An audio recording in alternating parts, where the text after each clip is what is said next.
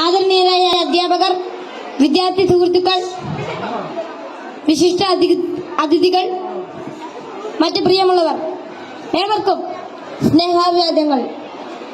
മാനവ ചരിത്രത്തിൽ ഇന്നുവരെ നേരിട്ടിട്ടുള്ള എല്ലാ ദുരന്തങ്ങളെക്കാളും ഭയാനകവും പ്രകൃതിശേഷിയേറിയതും നാശകരവും പ്രത്യാഘാതം ദീർഘകാലത്തേക്ക് നിലനിൽക്കുന്നതുമായ ഒരു മഹാവിപത്താണ് ലഹരിയുടെ ഉപയോഗം.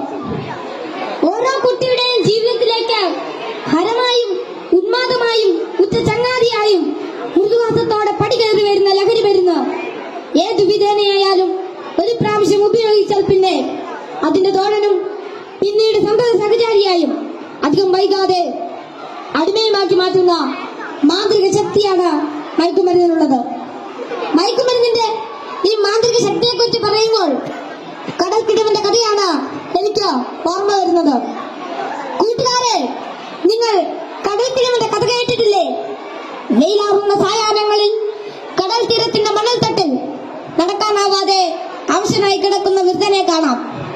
കരുത്തരായ യുവാക്കൾ ഒറ്റയ്ക്ക് ആരെങ്കിലും അടുത്തെത്തിയാൽ തന്നെ അല്പദൂരത്തേക്ക് മാറ്റിക്കിടത്താൻ ചെറുപുഞ്ചിരിയോടെ വിനയാജ്ഞനായി അപേക്ഷിക്കും. മനസ്സലിഞ്ഞ് സഹായിക്കാൻ തയ്യാറായാൽ എടുത്തു മാറ്റാൻ കിഴവൻ അനുവദിക്കുകയില്ല. തോളിൽ കയറ്റാൻ നിർബന്ധിക്കും. തോളിൽ കയറിയാൽ കിഴവന്റെ തനി സ്വഭാവം പുറത്തു വരും. തന്നെ വഹിച്ചവൻ കുഴഞ്ഞു വീണ് മരിക്കുന്നത് വരെ തോളിൽ തന്നെ ഇരിക്കും.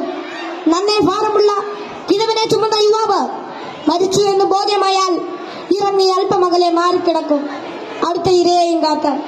ഇതുപോലെയാണ് ലഹരിയുടെ ഉപയോഗവും. ഒരു പ്രാവശ്യം രുചിച്ചു നോക്കിയാൽ പിന്നെ രക്ഷപ്പെടൽ അസാധ്യം എന്നല്ല, എന്നാലും വലിയ പ്രയാസം തന്നെ.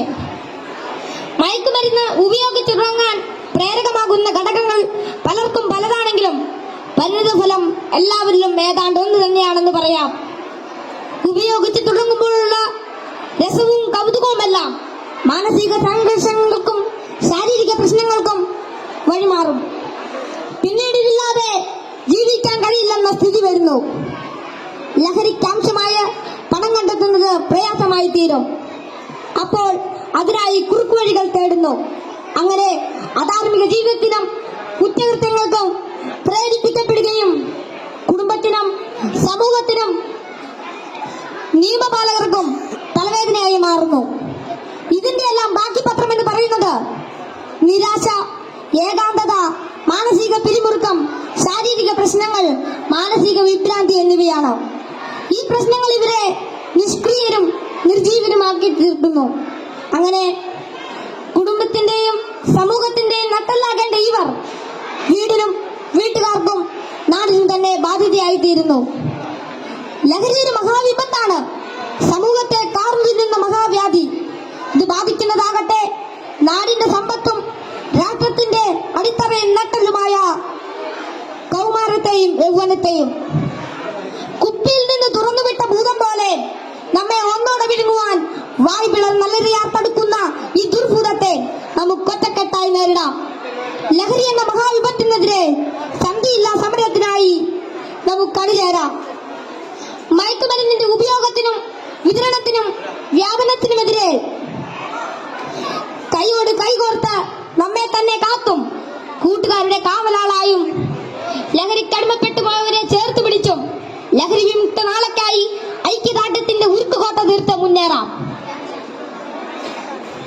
ഉറച്ച തീരുമാനവും വ്യക്തമായ കർമ്മപദ്ധതികളും കൃത്യമായ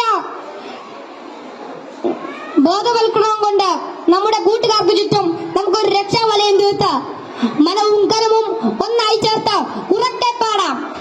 ശിരസ്സുയർത്തി പറയുക ലഹരിക്കടിപ്പെടില്ലൊരു നാളും നാം.